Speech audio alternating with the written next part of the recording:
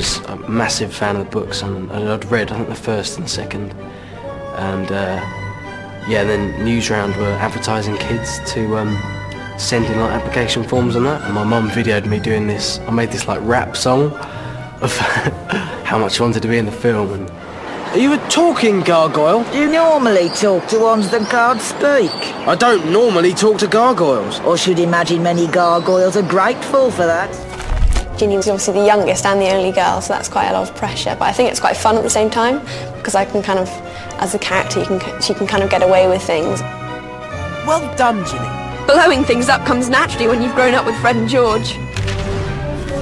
Because I'm not doing school now, we've got more time to play on the game, so it's good. We do quite like the action adventure, like the Harry Potter game.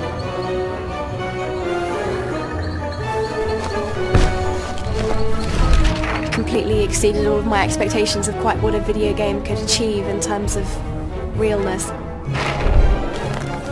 I think a lot of people can relate to the characters, because there's Hermione, who's the really brainy one who always kind of thinks one step ahead, and Harry's obviously the brave but quite quiet at the same time. But then Ron's kind of the jokey one. Kids can sort of relate to the whole school side of it, because I mean they have lessons, they have exams and stuff, so they can sort of relate to that side. But they've also got the whole sort of magic thing with giants and all these sort of amazing sort of creatures. A lot of films, especially animated games, it's always the adult who comes through, and they're always the big hero. Whereas in Harry Potter, it sort of shows, especially in this one, in the Order of the Phoenix, how the adults have got it wrong. Like Umbridge isn't making sense all the time, and Harry and everyone know that. Accio Brew!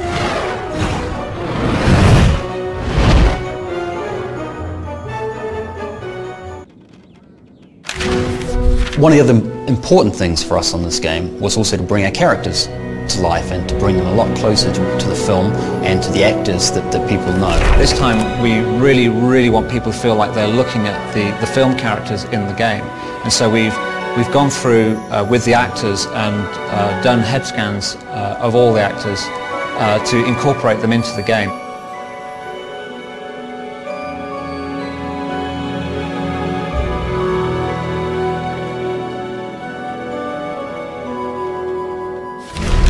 What they do with the computers and kind of how they make our faces, just as if they were us. It was weird, when we first saw them. I don't know, it's a thing for I think every lad to have their face on a game, and to be in it is fantastic, and it looks really lifelike.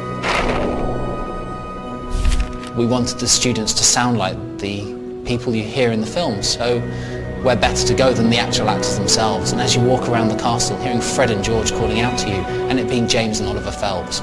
Try this little spell, and one from me too. Incendio! Locomortimort! Don't kill Cedric, boo-hoo! Oh, I think Potter's gonna cry. Push off, Potter. Got your bed booked in the hospital wing. Loser! There was a lot of giggles, and it was very hard to keep a straight face. Protego Maxima! Protego Maxima! You've got to say it 3 times, and one of those 3 will do it. Also, so when you play the game, every time you hear me saying a spell or doing something, it's slightly different. It's not always the same. Well, there are never enough of us, but the ones we've got are really good. You've met Kingsley Shacklebolt. He's great. And don't worry, we're not all as mad as Mad Eye. Working with the cast from the film was absolutely a great opportunity for me. I thought it was great fun. I particularly like working with Rupert Grint, because he's probably my favourite character in the film, Ron, because he's just got great script and he delivers his lines so well. You should write a book, translating mad things girls do so boys can understand them. It's quite scary because it's so real. It is amazing, and you can sort of see how they sort of progress from the first one. It was just some random ginger person, and this time it's like proper weird. It's really good though. You Slytherins think you're so good. Let's hope this makes Umbridge's name mud at the Ministry. Because a while ago I saw they had the face of me, but they've kind of developed it more. They didn't have the hair and everything, and it was kind of weird because it does look kind of weirdly like you. And I was looking at everyone else's, and it's just weird how it's like them, but it isn't them. So we're just trying to make people feel that the characters that they're moving around the game are actually the characters that they see when they watch the film. This is like being in one of Bin's History of Magic lessons. Accio! Honestly, Harry, you should take more care of books. You'd better get upstairs. You know what Hermione's like if you're late. You think you're special just because you're answering the ministry. That's like your father. Jumping feet first into trouble.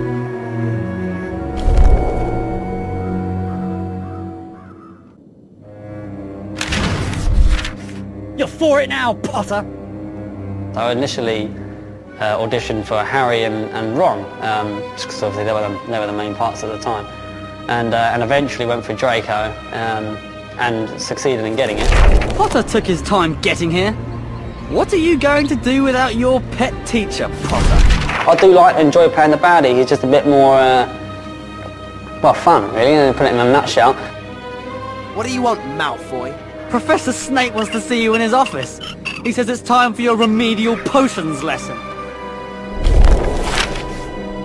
You think you're so good. Useless loser! Take this, Potter. We'll show you. Oh, look. They've come to save their little friend. Come on then, Potter. What are you going to do? Dan, in a sense, is obviously he's not Harry Potter, but in a sense he's something like him, and Rupert's something like Ron, and Emma's something like Hermione. It's nice for me to be the complete opposite of what I hope to be. I like to think I portray myself as a rather gentle young lad. You're gonna lose. Mudblood lovers. There's something nice about hating the villain. I suppose the more hate I would get from a child, as in the more you're evil, the better I've done my job.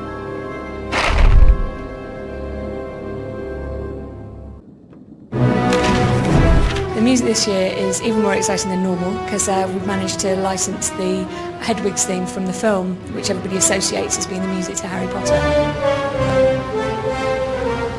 The other really cool thing is the fact that we record the music with a real orchestra.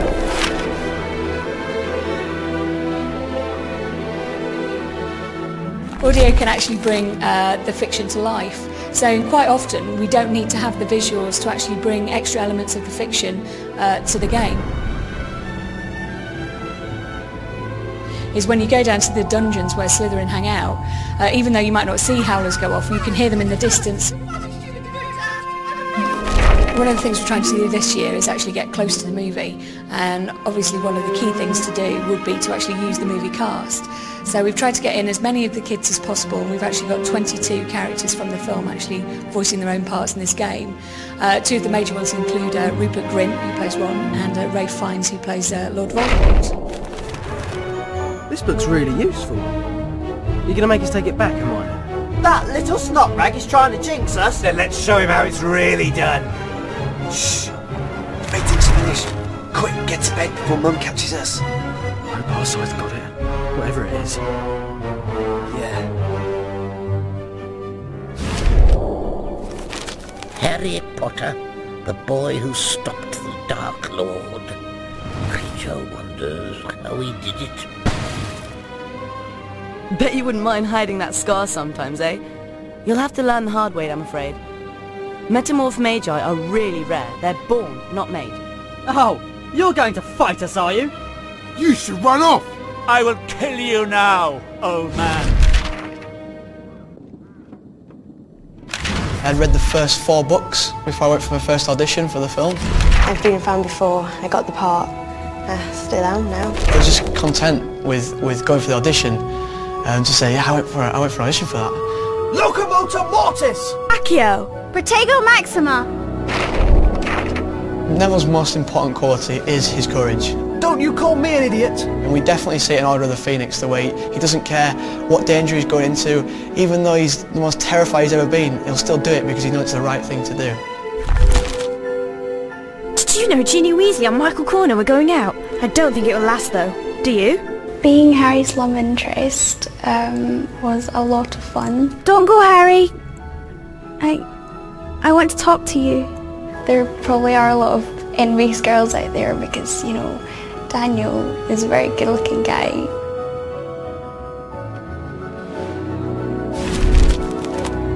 There's one thing that Harry Potter and the Order of the Phoenix really brings forward is just how difficult it is being a kid that age at school. All the problems, as well as not just like the big bad guys that are trying to come and kill you, but all just school life. They are just At the end of the day, ordinary kids, they play, they fight. Children being the main characters and the heroes just makes it a lot more fun as well at the same time. People can think, yeah, I'm there with them, I'm only young, but I can do all this stuff.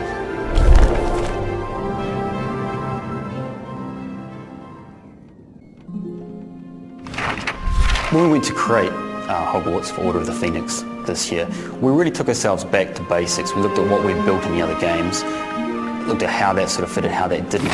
When we began, we took the blueprints of Hogwarts, we took the notes we had from Joanne Rowling, and we took all the notes we'd taken from the books, and we tried to sort of bring all those together to understand how Hogwarts fitted together. It's amazing, there's so much detail that goes into all the games, and because they had like hundreds of computers, and it's quite like the art department in the studios for Harry Potter, all the concept drawings and how much detail they have to go behind, like before it, to get to the actual finishing product. So with the sound effects we're really able to bring Hogwarts to life.